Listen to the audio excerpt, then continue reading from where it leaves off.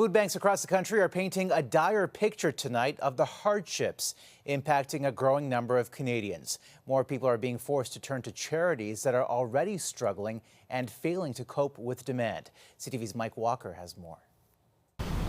The long lines are a regular occurrence outside the Fort York Food Bank. I feel pressure. Christian Herrera is lining up for the first time after recently being laid off from his construction job.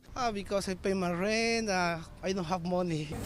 Food banks and charities have been experiencing unprecedented demand, a demand that will only rise this year, according to a new report from Second Harvest. Nonprofits across the country are bracing for an 18% increase in demand. That translates to 1 million Canadians who will access a food charity program for the first time. A lack of affordable housing and financial support for people, on top of persistent inflation and inadequate wages, has made life beyond difficult for so many.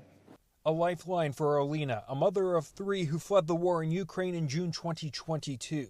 She says every month it's a difficult choice of paying for bills or groceries. We'll spend more on food. It will lead to some delays with rent payments, for example. But charities are buckling under the pressure. Of the 1,400 nonprofits surveyed across the country, 36% were forced to turn people away last year. In Toronto, that number is even higher at 50%. Because of limited resources, we had to limit our catchment area. Nonprofits are calling on the federal government to expand the GST grocery rebate and bring back the surplus food rescue program. There's more than enough food in Canada to feed everybody for 5 months for free. We don't have a food problem. We have a distribution problem. The report also found that charities will need an additional $76,000 each to match the demand. Mike Walker, CTV News, Toronto.